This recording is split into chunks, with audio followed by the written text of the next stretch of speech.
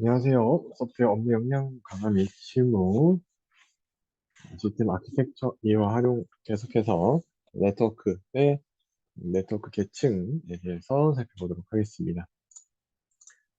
자, 인터 네트워킹 장비라고 해서 네트워크와 네트워크를 네트워크 간에 연결을 해주는 장비를 인터 네트워크 장비라 하고요.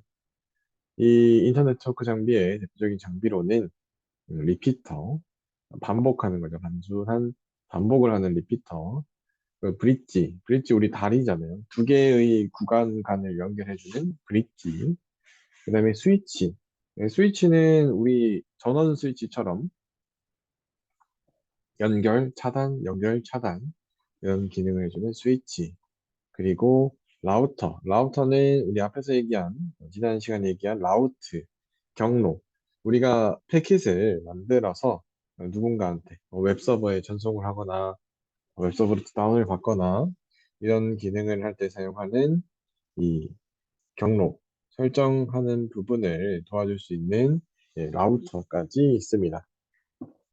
그래서 일반적으로 우리가 인터넷 토킹 자체에서는 리피터, 브릿지, 스위치, 라우터 이렇게 보지만 보통의 여러분들이 실제로 물리적으로 볼 수 있는 일반적으로 사용되는 장비들은 보통 스위치 아니면 라우터를 많이 사용하게 됩니다. 과거에는 이런 리피터나 브릿지도 썼지만 지금은 크게 스위치가 사실 스위치와 라우터의 특정 기능만을 모아둔 게 여러분들이 주로 사용하시는 인터넷 공유기입니다. 유선 공유기, 무선 공유기 모두 다 스위치의 일부 기능, 라우터의 일부 기능을 사용해서 만들어져 있고요. 여러분들이 생각하는 서버실에 있는 엄청 많은 서버들을 트래픽을 관리하고 그런 장비들은 전용의 스위치, 전용의 라우터를 사용하지만 보통 개인의 프라이빗 에어리어 네트워크 펜 영역에서는 대부분 이 두 개가 짬뽕되어 있는 우리가 필요한 기능만 쓰는 공유기를 많이 쓰죠. 자, 그러면 이 인터넷 토킹 장비의 대표적인 네 가지 장비들에 대해서 간단하게 살펴보겠습니다. 이 리피터는 말 그대로 이 신호를 반복하는 이 아주 먼 구간에 연결할 때, 예를 들면 우리나라에서 일본으로 연결하고 일본에서 태평양을 통해서 저기 미국까지 연결하는 어떤 선이 있다라고 했을 때 우리가 전기 신호를 보내면 전기 신호가 멀어지면 멀어질수록 신호가 약해집니다. 그럼 약해지는 그 신호를 좀 더 강하게 만들어줄 수 있는 것이 리피터입니다. 그래서 리피터는 이 감쇄된 전기 신호를 우리가 좀 더 강하게 해서 원래의 예를 들면 이제 랜선 같은 경우가 커버할 수 있는 제한 거리가 있습니다.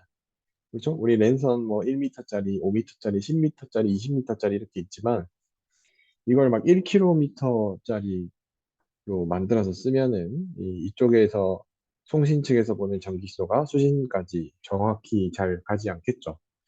중간중간 옆에 자성이 있거나 뭐 전기 자체가 저항을 만나서 약해지거나 그런 부분들이 있을 수 있는데 그 중간중간에 리피터를 두게 되면 신호를 다시 증폭시켜주는, 재생시켜주는 기능을 하고요.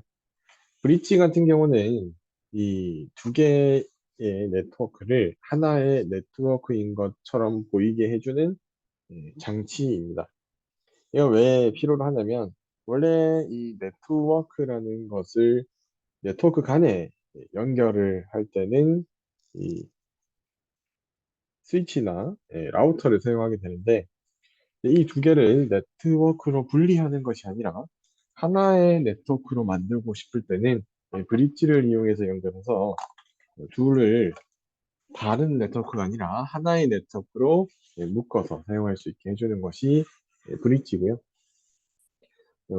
물론 과거에는 이 둘을 하나의 네트워크로 만들고 싶어서 만들었지만 최근에는 사실 이 둘을 하나의 네트워크로 만드는 것보다 별개의 네트워크로 만드는 것이 훨씬 더 효율성, 실제 단말 우리가 사용하는 PC나 스마트폰 입장에서는 속도가 더 빠르기 때문에 지금은 이런 브릿지들이 사용되지 않고 있습니다.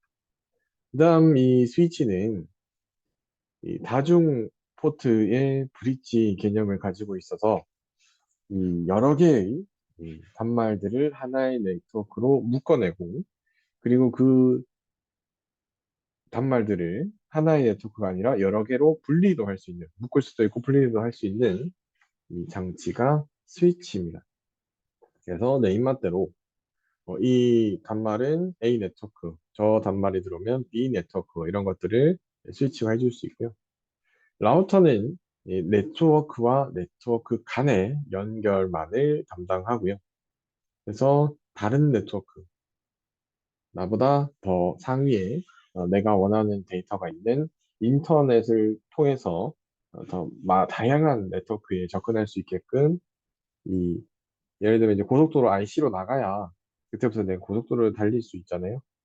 스위치, 브릿지, 리피터는 예, 동네 도로, 동네의 네트워크라면 이제 라우터를 만나는 순간부터는 아주 멀리 갈 수 있는 고속도로를 타는 것이라고 생각하시면 되고요. 그래서 이 라우터를 통해서 고속도로를 타게 되면 지구 저 반대편 어느 어, 서버에 가든 이 라우터는 정확한 길을 알려줍니다.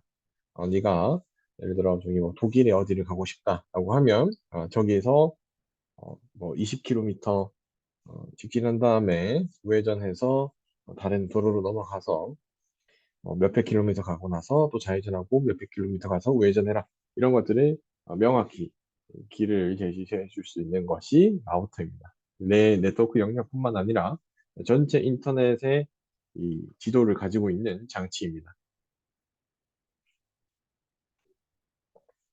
그래서 이 각 프로토콜 OSI 7 레이어나 TCP/IP 4계층 기점으로 이 각 장비들이 어떤 이 계층들을 관여하고 있는지를 살펴보게 되면 물리적인 계층, 물리적인 이 단순한 이제 0과 1과 같은 전기 신호를 컨트롤하는 것이 이 허브나 리피터고요.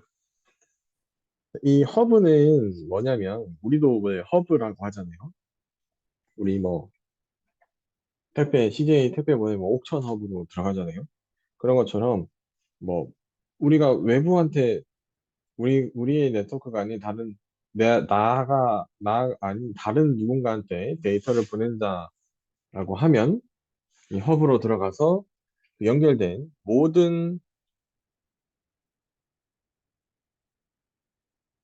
모든 데이터들이 전파되는 걸 하고요.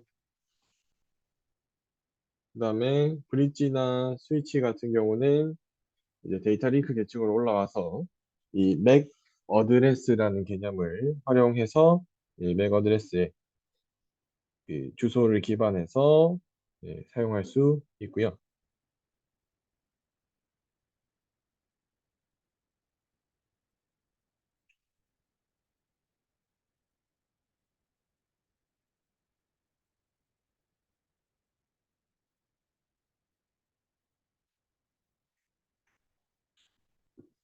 그다음 라우터로 올라가면 그때부터는 OSI에서는 네트워크 계층 3계층, TCP/IP 계층에서는 인터넷 계층으로 넘어와서 우리가 사용하는 IP를 기반으로 경로를 선택하고 그 경로에 맞추어서 패킷들이 전송되는 구조이고요. 그 다음으로 위 상위 계층들은 게이트웨이 장비, 일반적인 우리가 생각하는 서버들입니다. 서버들. 웹 서버, FTP 서버, 그다음에 뭐 우리가 생각하는 뭐 DB 서버 같은 그런 서버들이 실제 이 상위 계층의 프로토콜들을 활용을 하게 됩니다. 네, 그러면 이 네트워크에서 가장 중요한 이 인터넷에서 내가 길을 잃지 않고 정확한 내가 가고 싶은 뭐 구글, 내가 가고 싶은 네이버 서버로 가게끔 도와주는 이 라우터에 대해서 우선 살펴보겠습니다. 라우터는 하나 이상의 매트릭을 이용해 이 매트릭이라는 거는 하나의 매트릭은 하나의 네트워크를 말합니다. 하나 이상의 네트워크를 이 지나다니면서 트래픽들이 최적의 경로로 가게끔 해주는 장비이고요. 그래서 다시 말하자면 이 네트워크 계층 정보를 기초로 네트워크 계층의 IP 정보를 기초로 해서 이 하나의 네트워크에서 다른 하나의 여러 개의 네트워크로 포워딩을 해주는 역할을 합니다. 우리가 예를 들면 주소 시스템을 하나 들고 편지를 보내듯이 주소가 적힌 송장을 들고 어딘가 가서 사람들한테 제가 뭐 천안으로 가려면 어디로 가야 됩니까? 저쪽으로 가세요. 또 가서 내가 천안 어디로 가려면 어디로 가야 됩니까? 저쪽으로 가세요. 그렇게 누구든 알 수 있는 명확한 이 인터넷에서의 이 정보를 가지고 예, 사용할 수 있는 거죠.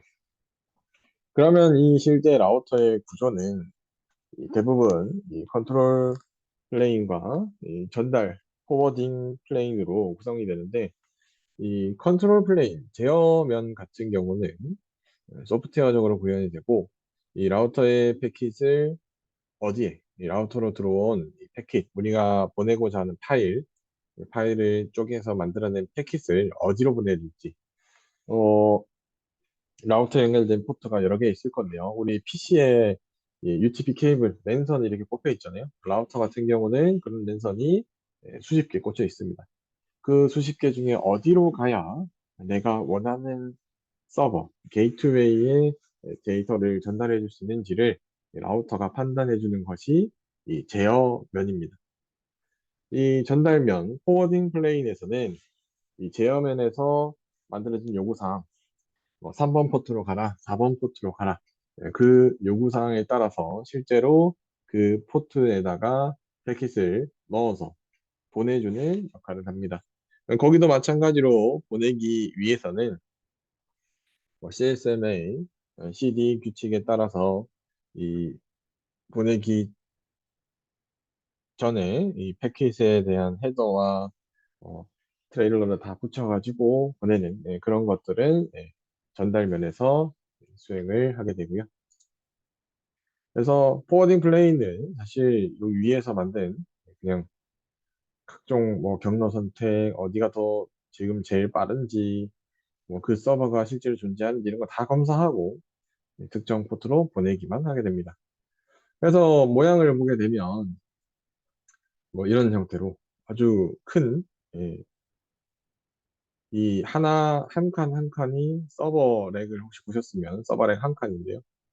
지금 같은 경우는 6칸, 7칸쯤 되는 이 사이즈의 라우터들도 있고요. 아니면, 크게 내가 연결된 네트워크가 그렇게 많지 않다. 내 내부의 네트워크와 내 위에 ISP, 서비스 프로바이더 정도의 네트워크만 연결하면 된다면 이런 작은 소형의 이 네트워크를 연결할 수 있는 라우터를 사용하셔도 되고요. 물론 학교 같은 경우는 뭐 학교 내 건물도 되게 많고 다른 캠퍼스들도 있고 학교 내부에 뭐 서버들도 많고 하니까요. 좀 이런 대형의 라우터들을 많이 사용을 하겠죠.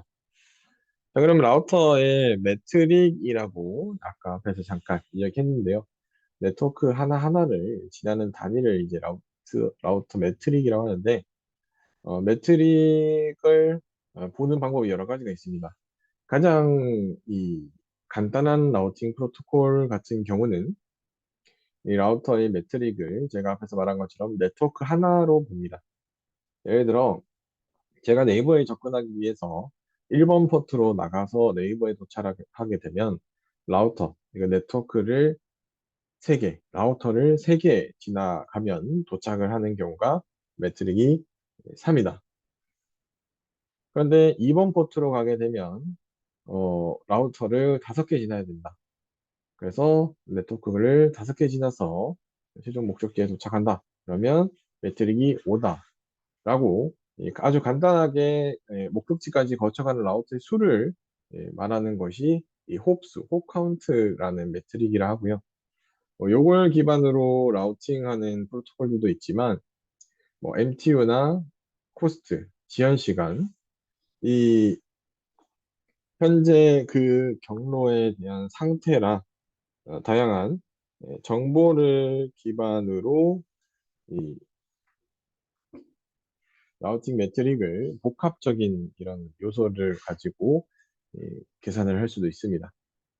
그래서 MTU는 최대 한 번에 트랜스미스 할 수 있는 최대 데이터의 크기, 뭐 중간중간 광 케이블 구간이 있으면 MT가 좀 크고 좀 빠르게 보낼 수 있고요. 근데 이 구간이 광 케이블이 아니라 일반 이제 구리선이다. 그러면 MT가 좀 낮을 거고요. 일단 비용, 비용이 많이 든다. 전송하는데 시간도 많이 걸리고 이, 이 라인이 실제 내가 패킷을 보내게 되면 100% 도달하는 게 아니라 상대편에 도달할 확률이 90%밖에 안 된다. 이 패킷 10개 보내면 10개 중에 하나는 도달하지 않는 겁니다. 다양한 어떤 문제로 인해서. 그럼 신뢰성, 그다음에 밴드의 특성, 예를 들어 구리선이다. 아니면 광 케이블이다. 그다음에 구리선에도 여러 가지 종류가 있겠죠. 굵은 선도 있고 얇은 선도 있고요. 그런 것들을 고려해서 코스트를 구하기도 하고요. 그다음에 레이턴시, 지연 시간. 그래서 우리 그 게임 좀 이렇게 열심히 하시는 분들 그 게임할 때 이렇게 그 패스트핑 프로그램 이런 거 쓰는 분들도 있죠. 그게 뭐냐면 우리가 패킷을 보낼 때 이 지연 시간이 최선인 경로를 우선으로 패킷을 보내달라고 패킷에다가 그걸 표시해서 보내는 겁니다. 예를 들면 우리 뭐 우체국 가서 등기 같은 거 보내보셨는지 모르겠는데 우체국에서 등기 보낼 때는 일기를 등기 뭐 이런 게 있습니다. 무조건 다음 날에 도착하게끔 해주는 등기. 조금 더 비용을 더 내면. 그래서 이 레이턴시가 작은 게 좋다. 패킷이 일부 도착하지 않더라도 무조건 지연 시간이 적은 우리 렉이라고 하죠. 우리 그 게임하면 몇 밀리세컨드라고 상단에 뜨잖아요. 그게 지연 시간입니다. 내가 여러 개의 패킷을 보내는데 그 패킷에 도달하는데 걸리는 지연 시간을 말하는데 그게 적으면 적을수록 FPS 프레임당 초당 프레임 이렇게 늘어나잖아요. 그런 이 매트릭을 선택하는 기준을 뭘로 할 거냐 이렇게 다르게 줄 수 있고요. 그 다음 이 라우팅 테이블은 자, 라우터의 매트릭을 계산했는데 그 계산한 매트릭을 매번 계산할 수는 없잖아요. 그러니까 이제 테이블에다가 써두는 겁니다. 우리 고속도로도 가다 보면 여기에서 뭐 평택을 가는데 지금 이 경로로 가면 녹색으로 나와서 40분 걸립니다. 약간 우회된 경로로 가면 30분 걸립니다. 이렇게 가끔 이제 고속도로에 이렇게 표기되는 걸 볼 수 있습니다. 라우팅 테이블도 마찬가지로 이 패킷들을 계속해서 이 라우터가 어디로 보낼지를 고민해서 이 매트릭을 구해가지고 그 매트릭에 맞게 보내줘야 되는데 매번 패킷이 올 때마다 계산할 수 없으니까요. 이 테이블에다가 적어두고 똑같은 경로로 패킷이 가려고 하면 그 테이블만 보고 재계산하지 않고요. 바로 보내기도 합니다. 그러면 이 라우팅 테이블을 언제마다 재계산할 것이냐? 1시간에 한 번 할 거냐? 하루에 한 번 할 거냐? 10초에 한 번 할 거냐? 이런 것들도 이 라우팅 프로토콜에서 이 테이블의 갱신 시간도 같이 설정해 줄 수 있습니다. 그렇게 이 라우터에 대해 살펴봤고요. 그 다음은 이제 스위치입니다. 스위치는 이 하나의 네트워크, 예를 들면 학교에 라우터는 보통 한 대가 있을 거고요. 한 대, 물론 이제 이중화를 하거나 하면 이제 거기 세 대, 네 대 같이 붙어 있을 수 있는데, 보통 이제 인터넷과 직접 연결된 외부 네트워크 연결되는 구간에 라우터가 있고요. 각 학교 기준으로 따지면 그 건물 하나마다 보통 건물 하나마다 아니면 좀 컴퓨터 실습실이다 그러면 층층마다 아니면 실습실마다 스위치를 하나씩 배치하게 됩니다. 이 스위치는 다양한 단말들을 모아서 하나의 네트워크로 만들어주는 장치이고요. 그래서 이 스위치는 기본적으로 데이터 링크 계층, 2계층 장비이기 때문에 맥 주소를 기반으로 작동을 하게 됩니다. 그래서 여러분들 학교나 어디 이제 좀 제한된 공간에서 와이파이 같은 거 이렇게 인증받아서 접속하시게 되면은 보면 거기에 내 PC에 맥 주소가 같이 이렇게 등록하게 되어 있을 겁니다. 왜냐하면 그런 기능들을 수행하는 가장 하단에 직접적으로 내가 이렇게 연결되는 장비가 스위치이기 때문에 맥 어드레스를 기반으로 이 네트워크에 연결되게 되고요. 이 스위치는 뭐 포트 미러링, 뭐 VLAN 뭐 이런 다양한 기능들이 있는데 기본적인 주요 기능들은 일단 주소 학습, 이 포트에 연결된 이 스위치에 연결된 이 모든 시스템에 대한 맥 어드레스, 맥 주소를 학습, 기록, 저장합니다. 그리고 이 주소를 기반으로 필터링도 합니다. 그래서 특정 맥 어드레스는 인터넷에 연결시켜 주지 말아라. 아니면 특정 어드레스만 인터넷에 연결을 시켜 주어라. 이런 필터링들을 할 수 있고요. 그리고 루프 방지. 자, 네트워크 내부에서 이런 일이 발생할 수 있습니다. 여러분들도 뭐 학교에서 뭐 길을 물어보다가 이렇게 발생할 수 있고요. 뭐 어떤 A라는 사람한테 들어서 편의점이 어디 있냐 물어봤더니 동쪽으로 가라 해서 동쪽으로 가다가 또 다른 사람한테 편의점이 어디 있냐라고 물어봤더니 그 사람은 또 서쪽으로 가라고 해서 서쪽으로 갔다가 또 한 100m 가고 나서 사람한테 물어보니 또 동쪽으로 또 서쪽으로 이렇게 루프가 생기는 경우가 발생을 합니다. 왜냐면 이 스위치 계층에서는 맥 어드레스라는 것밖에 모르기 때문에 아직 내가 궁극적으로 도달하고자 하는 네이버나 구글, 뭐 트위터, 페이스북의 이런 IP 기반의 경로 선정이 되지 않았습니다. 그래서 스위치 계층에서는 무조건 이 스위치의 상단, 게이트웨이 쪽으로 가야 되는데 만약에 이런 루프 경로가 이 순환 경로가 있게 되면 이 정상적으로 이 맥어널스 기반의 네트워크에서는 패킷이 전송될 수 없기 때문에 이런 루프를 방지하는 스패닝 트리 프로토콜이라고 해서 STP, 예, 가지치기 한다. 나무를 가지치기 하는 프로토콜을 사용해서 루프를 방지하는 기술을 제공합니다. 다음 이 VLAN 같은 경우는 기존의 이 네트워크의 이 물리적, 지역적 제한들을 극복하고 사용자 원하는 논리적 네트워크를 구성하는 방식인데요. 우리가 이렇게 이 스위치 밑에 다양한 단말들을 두 개의 스위치에 6대씩, 6씩 연결을 했을 때 그러면 우리는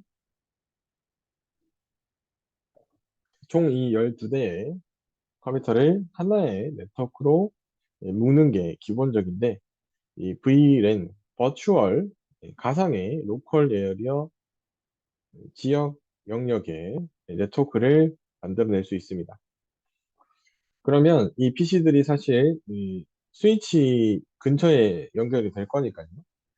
두 개의 방에 있는데 이 두 개의 방에 다른 방에 있는 사람들끼리 예를 들어 일부는 세일즈 네트워크, 일부는 마케팅 네트워크 V랭 이런 식으로 해서 이 두 개의 네트워크를 구분하는데 스위치 단위의 구분이 아니라 그냥 내가 맥 어드레스를 보고 이 맥 어드레스면 세일즈 V랜, 이 맥 어드레스면 마케팅 V랜이라고 이렇게 분류를 해서 내부에서 이 다른 V랜끼리는 내부에서 통신을 할 수 없게끔 만들어주는 이런 기능도 가능합니다. 이런 거는 보통 이제 공공기관이나 뭐 이런 뭐 관공서나 뭐 이런 데서 좀 연구기관이나 그래서 근무를 해보시면 내부망만 사용할 수 있는 PC와 외부 인터넷, 뭐 네이버, 구글 이런 외부 인터넷 사용할 수 있는 PC가 이렇게 나눠져 있는 경우가 있습니다. 근데 연결되는 거는 이 어차피 케이블은 바꿔 꼽아도 똑같이 그렇게 됩니다. 그런 게 왜 그러냐면 이 PC가 가지고 있는 맥 어드레스를 기반으로 VLAN을 나누어서 네트워크를 구성해 두었기 때문에 이 연결하는 포트를 바꿔도 결국 같은 VLAN 내부에 예를 들어 마케팅 VLAN은 이렇게만 연결되어 있고 세일즈 VLAN은 외부의 인터넷과도 연결을 시켜놨다라고 하면 세일즈 VLAN 사람들은 인터넷이 되고요. 마케팅 VLAN 사람들은 인터넷이 안 되게끔 할 수 있습니다. 그게 이 스위치의 좀 특이한 기능 중에 하나인 VLAN 구성이고요.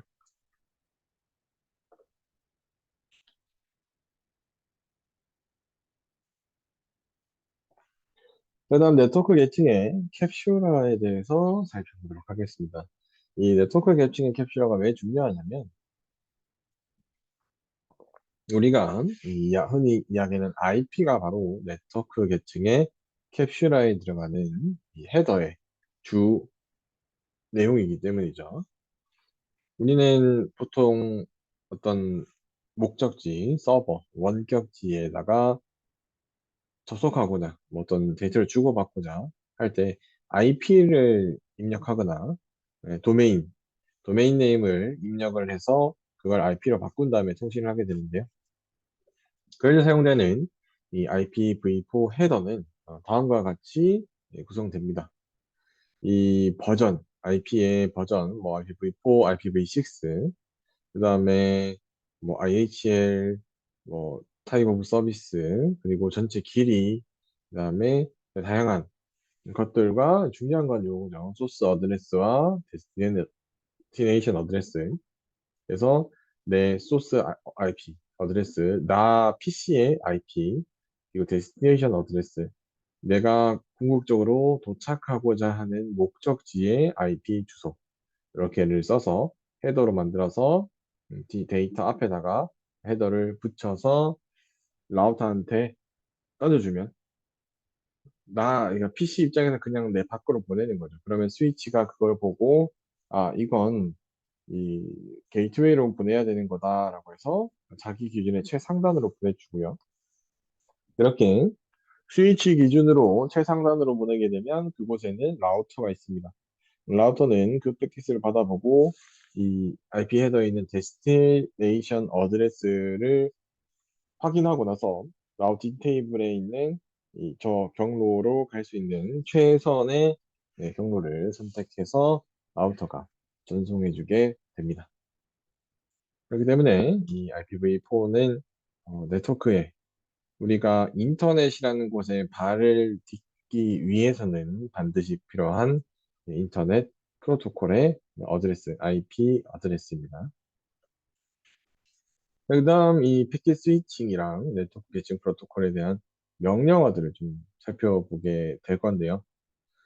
패킷 교환 네트워크라는 것은 이 우리가 지금 이 주로 사용하는 네트워크들은 이제 패킷 스위칭이라고 하는데요. 원래는 이 그전에 사용되는 것들은 서킷 스위칭, 회선 스위칭이라는 개념을 썼었습니다. 이 회선 스위칭, 서킷 스위칭 같은 경우는 어떤 거냐면 우리가 사용하고 있는 전화 시스템입니다. 전화.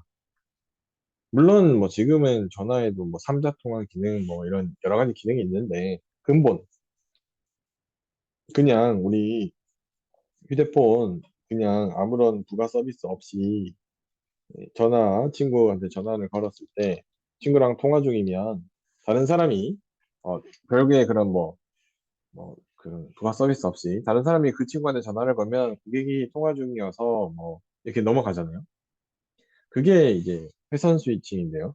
한 사람과 한 사람, 한 단말과 한 단말이 통신 중일 때는 다른 이 장치들은 그 두 명의 각각의 단말과는 통신을 할 수 없는 게 이 회선 스위칭이었고요. 그런데 지금은 이게 회선이 아니라 패킷 스위칭, 데이터들을 잘게 잘게 쪼개서 보내다 보니까 동시에 여러 사람한테 데이터를 주고 받을 수 있게 되었습니다. 그래서 이 패킷 교환 네트워크에서는 이 패킷을 쪼개어서 보내다 보니까 이 패킷을 보낼 때 어떤 경로로 보낼지, 이 경로를 보낸다는 건 뭐냐면 데이터그램, 이 데이터그램이라는 단위로 패킷을 그때그때 상황에 맞게 최적의 경로로 던지는 걸 말하고요. 그다음에 가상회선 방식은 우리 회선 서킷 스위칭처럼 경로를 한번 딱 정하고 계속 그 똑같은 경로로 보내는 겁니다. 중간에 그 경로에 문제가 생겨서 경로로 보내면 데이터가 빨리 도착하지 않더라도 그 회선을 지속적으로 사용해서 보내게끔 하는 것이 가상 회선 방식이고요. 뭐 여러분들도 뭐 그런 분들 있잖아요. 뭐 출퇴근하는 뭐 등하교하는 경로가 각자 있을 거잖아요. 뭐 걸어서 타든 버스를 타든 지하철을 타든 자동차로 오든 이 가상 회선 방식은 내가 한번 그 경로를 정하면 맨날 그냥 그 경로로 오는 거예요. 그 경로에 뭐 낮에는 뭐 사람이 많고 밤에는 사람이 적고 뭐 이런 거 상관없이 가상 회선 한번 정하면 그 회선으로 계속 네, 보내는 거고 데이터그램은 그 각 이 분기점마다 각 이 교차로마다 다시 생각하는 겁니다. 저기로 가는 게 오늘은 저기로 가는 게 빠르겠네. 지금은 저기로 가는 게 빠르겠네. 그렇게 순간순간마다 이 경로를 예, 재계산해서 갈 건지 아니면 가상의 회선을 정해서 그 경로로 계속 패킷 데이터를 보낼 것인지를 결정하는 방식입니다. 그 다음에 네트워크 계층의 프로토콜로는 지난 시간에 얘기했던 ARP, 맥 어드레스로 변환시켜주는 ARP, IP로 변환시켜주는 RARP가 있고요. 그 다음에 대표적으로 많이 언급되는 ICMP와 IGMP가 있습니다. ICMP는 인터넷 컨트롤 매니저, 메시지 프로토콜이고요. 그 다음에 IGMP는 인터넷 그룹 매니지먼트 프로토콜이라고 합니다. 이 RCMP가 대부분의 네트워크에서 사용되는 이 메시징 프로토콜은 대부분은 이제 ICMP로 구성되어 있고요. 정말 일부분의 패킷들이 IGMP로 되어 있는데요. 이 IGMP는 이 IP에 멀티캐스트라는 기능이 있습니다. 멀티캐스트. 원래는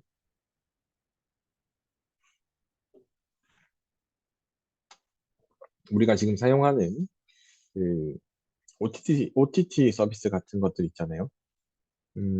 비디오나 이 오디오를 원격의 서버로부터 대량으로 받아야 되는데 그걸 대량으로 받다 보면 네트워크에는 아주 큰 과부하가 걸릴 거고 그 과부하를 조금이라도 줄이기 위해서 이 IGMP라는 거를 활용해서 만약에 나도 우리 아파트에서 나도 예를 들어 뭐 넷플릭스에 무슨 드라마를 보는데 우리 옆동에 다른 사람도 같은 드라마를 본다면 그 패킷을 이 근처까지는 하나의 패킷만 오다가 이 아파트에 진입하는 순간 패킷을 두 개로 복제해서 각각의 수요자들한테 전달해주겠다라는 그런 IGMP라는 프로토콜을 IPv4 설계할 때 설계를 했었는데요. 지금 현재는 사실 제대로 뭐 사용하고 있지 못하고 있습니다. 그래서 이 IGMP가 설계 당시 이 비디오 패키지에 대한 수요와 현재의 수요가 좀 많이 달라서 현실적으로 못 쓰고 있고요. 그래서 대부분의 여러분들이 사용하는 패킷들, 컨트롤 패킷들, 제어 명령어들은 대부분 ICMP를 사용을 하고 있습니다. 그래서 이렇게 그림,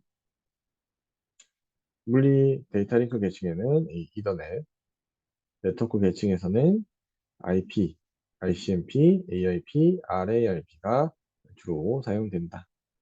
라고 알고 계시면 될 것 같고요.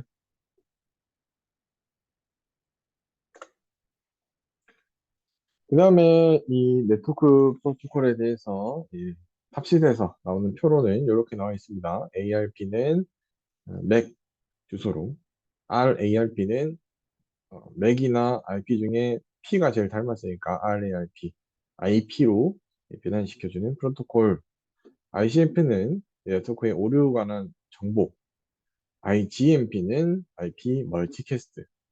이렇게 네 개의 프로토콜은 꼭 알아두시면 좋을 것 같고요. 그 다음에 네트워크에 사용되는 우리 그냥 일반 콘솔에도 사용할 수 있는 기본 커맨드 명령어입니다. 여러분들이 여기 실행창에 cmd 이렇게 해서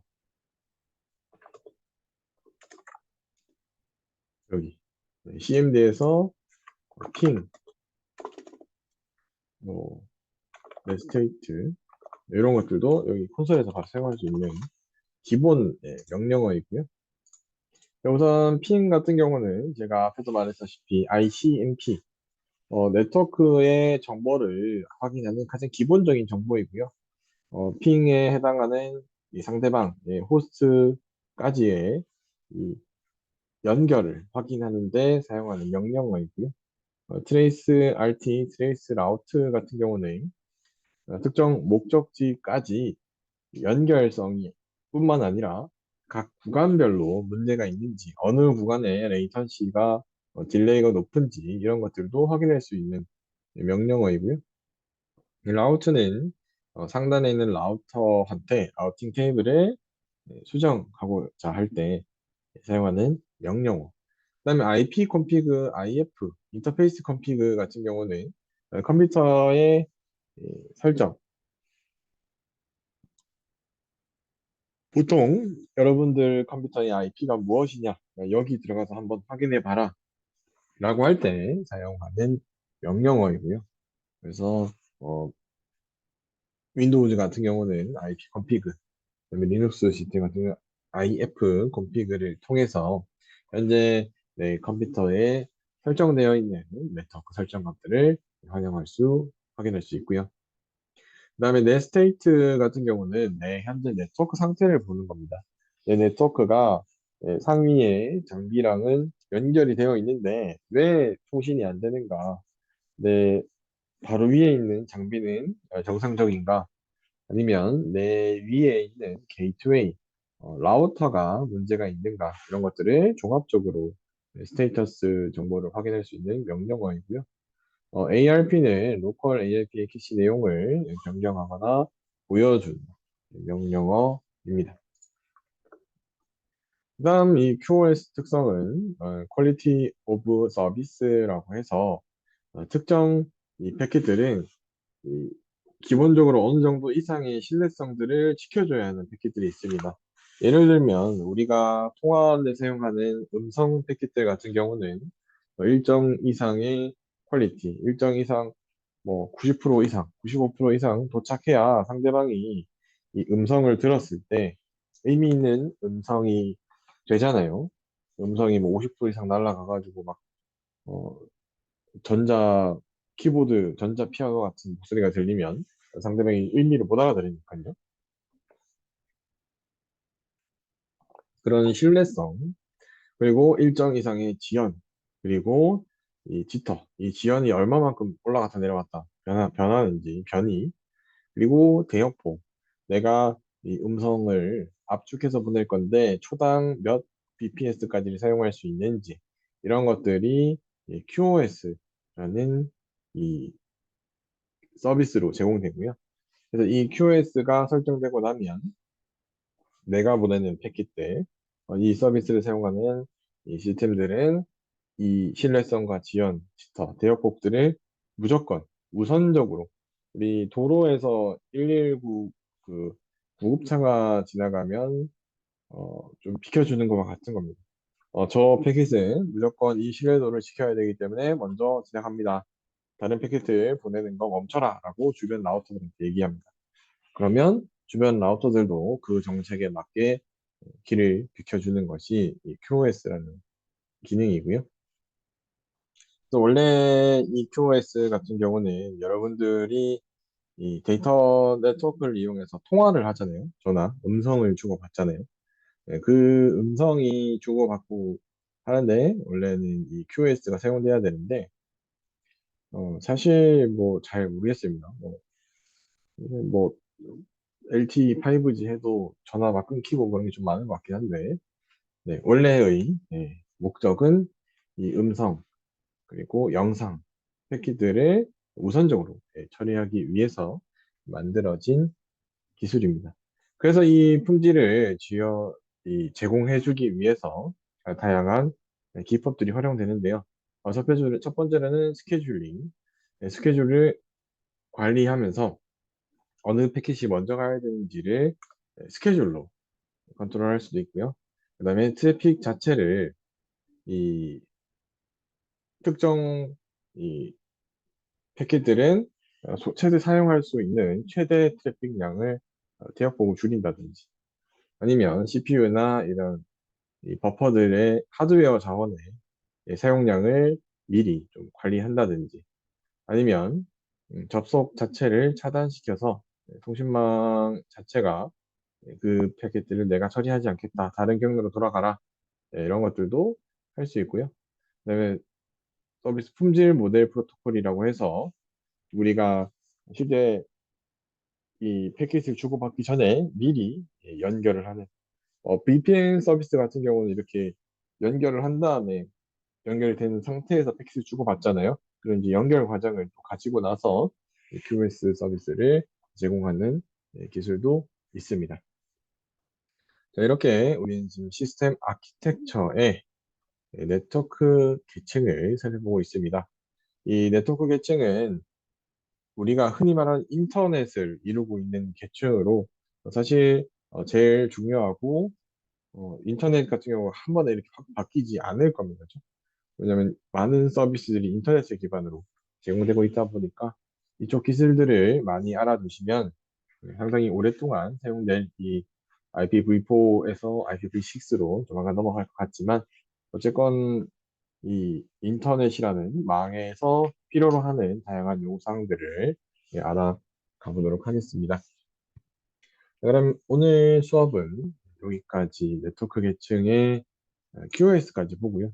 다음 시간부터는 이 라우팅 프로토콜, 라우팅 알고리즘에 대해서 이 앞에서 말한 라우팅 매트릭을 다양한 방법으로 구할 수 있다 했는데요. 뭐 호비라든지 지연 시간 이런 것들을 통해서 확인할 수 있다 했는데 실제 어떤 라우팅 프로토콜들이 있는지를 다음 시간에 살펴보도록 하겠습니다. 그럼 수고하셨습니다.